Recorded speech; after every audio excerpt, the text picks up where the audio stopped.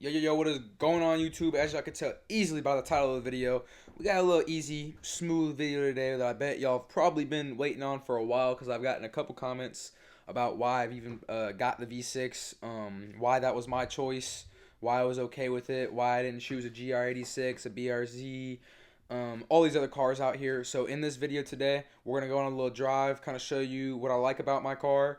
And then I'll pretty much tell you the top 10 things that I love about it, the top 10 things that I don't like about it, and then for what age range I would say this car is an okay car to get. So let's get straight into the video.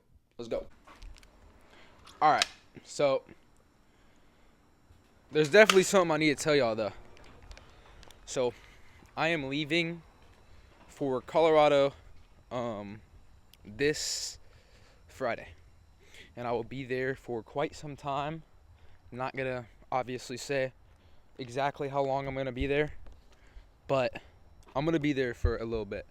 So that's why I'm stacking up on YouTube videos and Instagram videos. So for all you people who always and only watch my channel for the car stuff, don't even worry about it. We are gonna have more than enough videos to push out at least once a week, which is already normally what I do. I've actually done longer than that a couple of times. I've waited like I've waited like a month before I posted another video, just because I've been getting caught up with work and also just Instagram and other stuff. But I'm gonna be honest, I'm stacking up, and I'm gonna have more than enough footage to post pretty much every week that I'm there, even though I'm gonna be there for like a long time.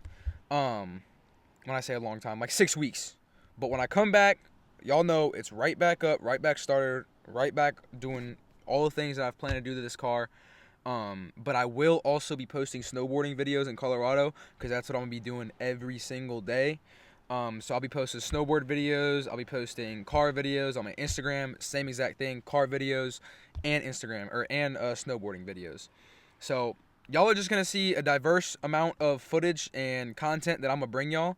But don't worry, it's not gonna last long. I graduated early. I have 6 months before I really start college. So my dad was like, "Let's go to Colorado." I was like, "Let's do it." So that's what we're doing. But for this video, like I said, I've already talked about it. We're gonna talk about pretty much why I got this car. So I'm gonna set y'all up right there, and let's get started.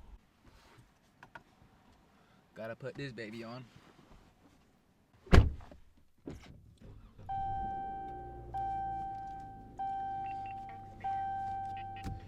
Alright, I'm finna drive to a little location real quick. I'm actually gonna turn on my camera. I forgot to turn it on.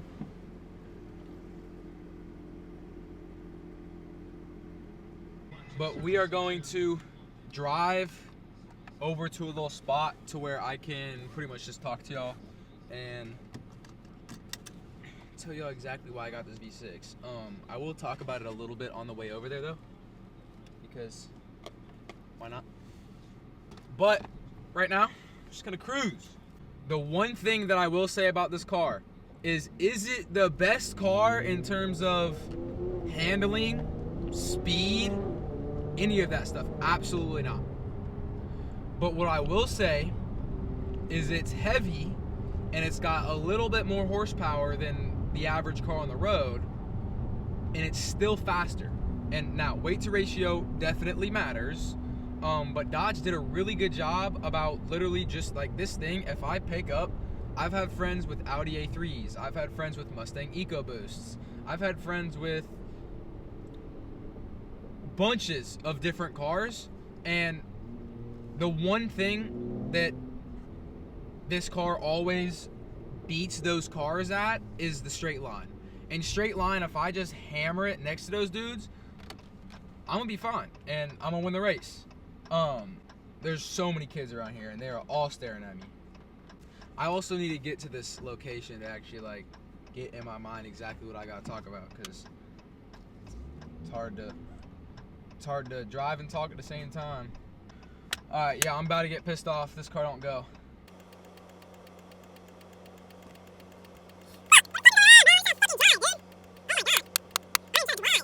Can we please stop this nonsense, bro?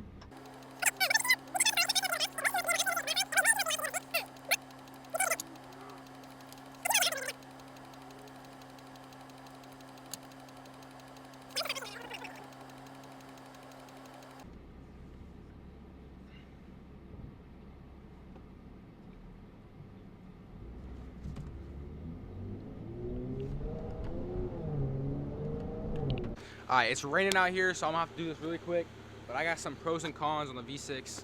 Alright, we've already talked about it's a good car for a 16-year-old because it handles great. And when I say handles great, you're not going to spin out or crash or do anything like that if you're taking a sharp turn, unless it's raining. It looks great. It looks like literally every other Challenger. So if you're like Hellcats and all that stuff from far, you can't tell that it's not a Hellcat. May not sound like one, but if you're not just mashing the gas, they can't tell. It handles a lot better than most people think. I will say that. I've got one of my friends who's gonna drive my car, and he's used to McLarens, Porsches, GT350s. He's used to a lot of shit like that. I'm gonna let him drive it, and I'm gonna have him tell y'all exactly what he thinks about it. It's moddable. You're able to mod.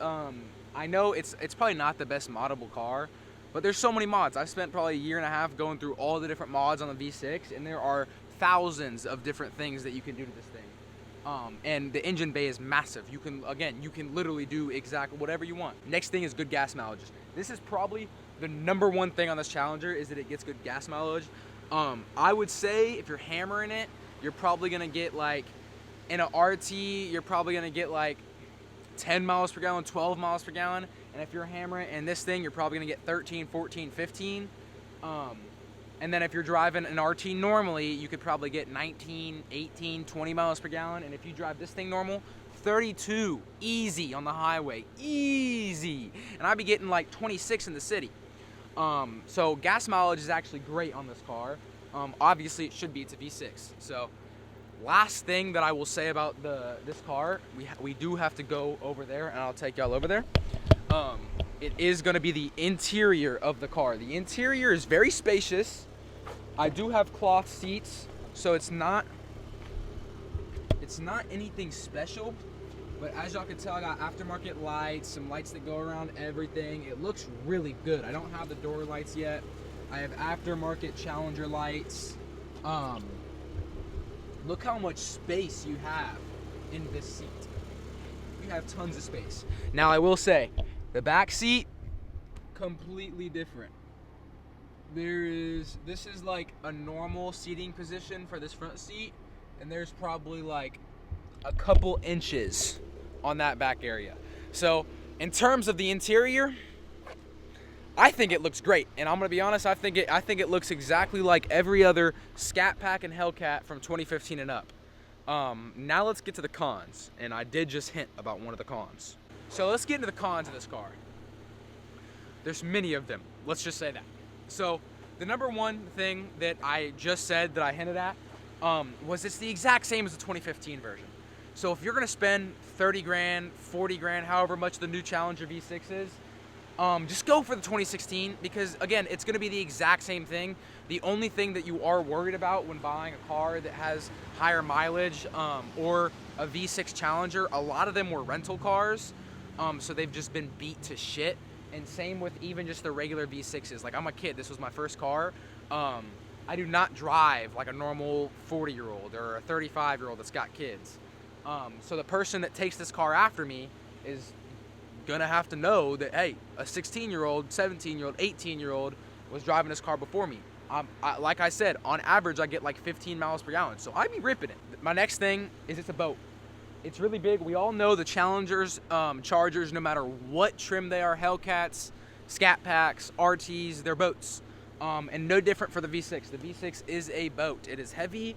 When you take corners, you really feel like you are leaning into the corners. Now, Dodge did really good about keeping this car low, and I am going to drop it and put some spacers on it so it'll handle a lot better. But as of right now, I've driven some other cars like Porsches. I've driven my dad's Porsche Boxster S, and it handles obviously a lot better than this car does, but I still enjoy driving this car. There's never a day that I'm like, damn, I'm going to take my dad's car specifically because I want to handle better. Nah, if I want to handle better, I can still handle this thing. So realistically, handling it is not that bad, but like I said, it's a boat, so it's definitely a boat. Moving on, not really moving on, going into the next point, GR86s and BRZs are probably cheaper than this car, less, whatever. They handle way better. If you went on to like any curvy road, you're gonna be sliding around in this thing, versus in a BRZ or a GR86, you're not gonna slide around. It's literally a Porsche, but cheap. A cheap Porsche. If you want a cheap Porsche, get you a little GR86 or a BRZ, because like I said, those cars can take this thing on a roll around no matter what road it is. Now, if it's a straight, I might get their ass. But again, it's a muscle car. It's made for straight lines. No, not even. It's not even really a muscle car, but it's okay. Now, the last, but most definitely not least con for this Challenger is that literally not a soul will like it. I'm just kidding. You'll get made fun of. There will be 50% of the population that'll tell you should have spent your money on something else. You'll have 25% of the population that they do not care. They 100% will just flame you specifically for having a V6 Challenger. They would say Camrys, Accords, all these other cars are better to get than this car, even though I've raced both of those and won, but who do I know? So like I said, I hope I convinced y'all that the V6 Challenger is a good investment, because I'm gonna be honest, it's been a great investment for me. I love this car. No matter how much money I lose actually once I sell this car, it won't matter to me because it'll be well more than enough with the experience that I've had with it. So without further ado, go buy you a V6. Peace out. Stay safe. Don't get into trouble.